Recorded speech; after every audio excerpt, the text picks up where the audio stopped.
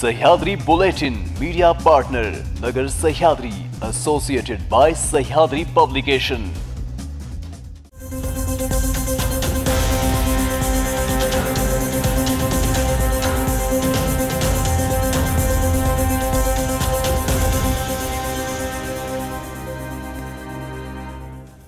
नमस्कार, मी पूनम न्यूज 24 सह्याद्रीमध्ये आपलं स्वागत। पाहूयात राज्यातील महत्त्वपूर्ण बातम्यांचा आढावा सह्याद्री बुलेटिन मध्ये। राज्याच्या कॅबिनेट मंत्रिमंडळाच्या बैठकीमध्ये कल्याणशील रस्त्याला हरिभक्त परायण श्री संत सावळाराम महाराज म्हात्रे यांचे नाव देण्यात आले। यानंतर वारकरी संप्रदायांकडून या निर्णयाचे स्वागत करत डोंबिवलीतील विठ्ठल मंदिरात भजन कीर्तने करत तसेच एकमेकांना पेढे भरवत आनंद उत्सव साजरा केला। तसेच कल्याणशील रस्त्याला हरिभक्त परायण संत सावळाराम महाराज म्हात्रे हे नाव देण्यात आल्याने राज्याचे मुख्यमंत्री एकनाथ शिंदे आणि कल्याण लोकसभेचे खासदार श्रीकांत शिंदे यांचे वारकरी संप्रदायाकडून आभार मानण्यात आले आहे। मी मनापासून या महाराष्ट्र राज्याचे लाडके मुख्यमंत्री एकनाथजी शिंदे साहेब आणि या कल्याण लोकसभेचे लोकप्रिय खासदार श्रीकांत शिंदे साहेब यांच्या मनापासून आभार मानतो। जेवढे आभार मानावे तेवढे कमी आहे। आमच्या या ठाणे जिल्ह्यातील, रायगड जिल्ह्यातील या पंचक्रोशीत असणाऱ्या संत सावळाराम महाराज यांच्या नावाचा या कल्याणशील रोडला नामकरण मंजूर केलं या कॅबिनेट मीटिंगमध्ये। त्यामुळे आम्ही या संपूर्ण राज्याचे जेवढे शिवसेना, भाजप आणि सर्व आमदारांचे, मंत्री महोदयांचे मनापासून आभार मानतो आणि याचा संपूर्ण श्रेय आपल्या या कल्याण लोकसभेचे लाडके खासदार श्रीकांत शिंदे साहेब आहे यांच्या मागणीनुसार या रोडला नाव देण्यात आलेलं आहे। आम्ही सर्व, तुम्ही बघत असाल, या पंचक्रोशीतील सर्व संप्रदायाचे आमचे ठाणे जिल्ह्यातील आणि रायगड जिल्ह्याचे अध्यक्ष चेतन महाराज आणि त्यांचे सर्व सहकारी यांच्या सर्वांचं मनापासून आम्ही आभार मानतो। आपण जर बघितलं तर महाविकास आघाडीच्या जागा वाटपामध्ये कोल्हापूर जागेचा मुद्दा कळीचा झाला असताना आता ही जागा काँग्रेसला सुटल्याची चर्चा आहे। या जागेवर करवीर संस्थानचे श्रीमंत छत्रपती शाहू महाराजांच्या नावाची चर्चा सुरू आहे। ही जागा ठाकरे गटाकडून काँग्रेसला सोडण्यात आल्याची चर्चा आहे। त्यामुळे आगामी लोकसभा निवडणुकीमध्ये कोल्हापूर लोकसभेसाठी शाहू महाराज हे महाविकास आघाडीकडून रिंगणात असतील अशी चर्चा असतानाच महायुतीमधील घटक पक्ष असलेल्या अजित पवार गटातील मंत्री हसन मुश्रीफ यांनी श्रीमंत छत्रपती शाहू महाराजांच्या निवडणुकीतील रिंगणावरून भाष्य करताना त्यांनी निवडणुकीसाठी उभे राहू नये असं वक्तव्य केलं होतं। यावर आता माजी मालोजी राजे छत्रपती यांनी खोचक शब्दात टोला लगावला आहे। मराठा समाजाला ओबीसी मधून आरक्षण देण्याची मागणीसाठी परभणीत मराठा आंदोलन आक्रमक होताना पाहायला मिळत आहे। परभणी जिल्ह्याच्या दौऱ्यावर असताना भाजपचे खासदार प्रताप पाटील चिखलीकरांना मराठा आंदोलकांनी अडविल्याची घटना ताजी असतानाच आता परभणीत राजकीय नेत्यांच्या बॅनरला काळे फासण्यात आला आहे। यावेळी तरुणांनी जोरदार घोषणाबाजी देखील पाहायला मिळाली आहे। संपत्तीच्या वादातून नातवानेच आजोबांचा धारदार शस्त्राने वार करून खून केल्याची धक्कादायक घटना बीडच्या केस तालुक्यातील कानडी रोडवर घडली आहे। गिरधारी किसनलाल शिल्लक असं हत्या करण्यात आलेल्या व्यक्तीचं नाव असून त्यांचाच नातू रोहित रतन शिल्लक याने त्याच्यावर धारदार शस्त्राने वार करून जीव घेतला। नातवाने केलेल्या हल्ल्यात गिरधारी यांचा जागीच मृत्यू झाला। विशेष म्हणजे खून केल्यानंतर आरोपी रोहित शिल्लक हा स्वतः केस पोलिसात हजर झाला। त्यांनी आपण आजोबांचा खून केल्याची कबुली देतात पोलिसांनी त्याला ताब्यात घेतला आहे।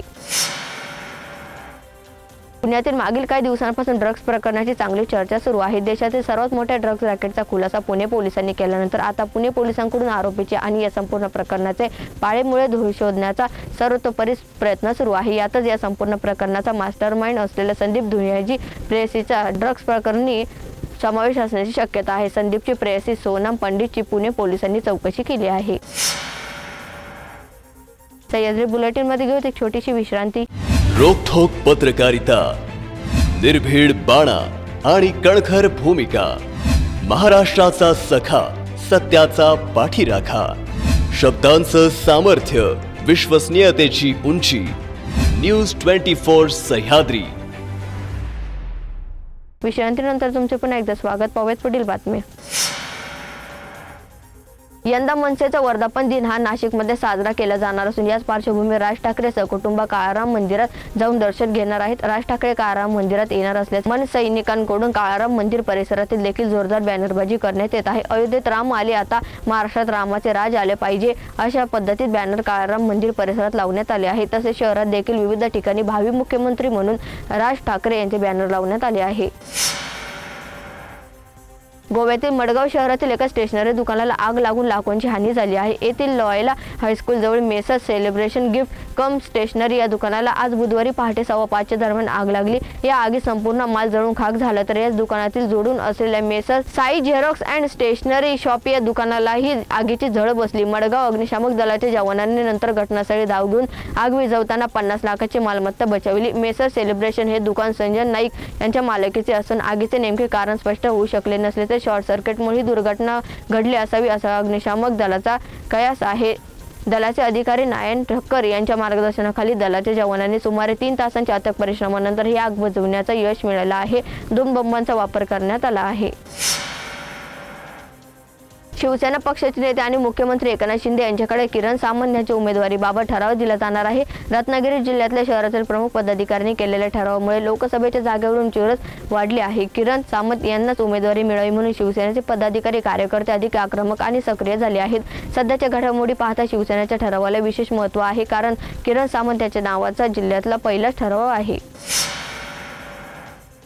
ठाणे शहरातील वाढत्या शहरीकरणामुळे वाढणाऱ्या वाहनांच्या संख्येमुळे होणारी वाहतूक कोंडी कमी करण्यासाठी मेट्रो मार्ग सुरू झाल्यास वाहतूक कोंडी मोठ्या प्रमाणात कमी होण्यास मदत होणार आहे. या मेट्रो मार्गाचे काम सुरू करण्यासाठी खासदार राजन विचारी आमदार असल्यापासून प्रयत्न करीत होते. यासाठी विधिमंडळ सहकाऱ्यांबरोबर अनेक आंदोलने करण्यात आली होती. त्यानंतर मेट्रो मार्ग क्रमांक 4 वडाळा ते कासारवडवली या मार्गाला सन जून 2016 रोजी 14.549 कोटींची मंजुरी मिळाली. प्रत्यक्षात या मेट्रो मार्गाच्या कामाला एप्रिल 2018 मध्ये सुरुवात करण्यात आली आहे.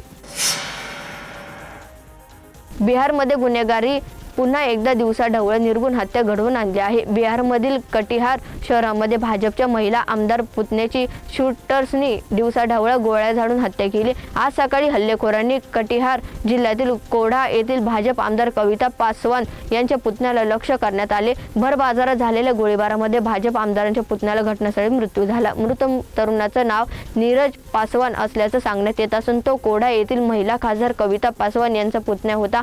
हा गोळीबार कटिहार शहरातील नगर ठाणे क्षेत्रात झाला. मिळत असलेल्या माहितीनुसार हत्येच्या या घटनेप्रकरणी एक व्यक्तीला अटक करण्यात आली आहे. मृत नीरज पासवान हा गुन्हेगारी पार्श्वभूमीचा होता. तसेच तो माजी महापौर शिवराज पासवान हत्याकांडामधील आरोपी होता. हल्लीच तो तुरुंगातून सुटून बाहेर आला होता. आता हा घटनेबाबत सविस्तर माहिती समोर येण्याची वाट पाहिली जात आहे. मात्र दिवसाढवळ्या घडलेल्या या हत्याकांडामुळे संपूर्ण शहरात खळबळ उडाली आहे.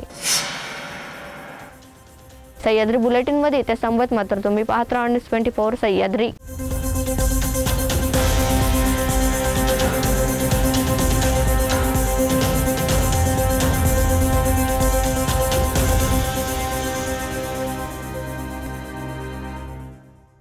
शब्दांचं सामर्थ्य, विश्वसनीयतेची उंची. न्यूज 24 सह्याद्री.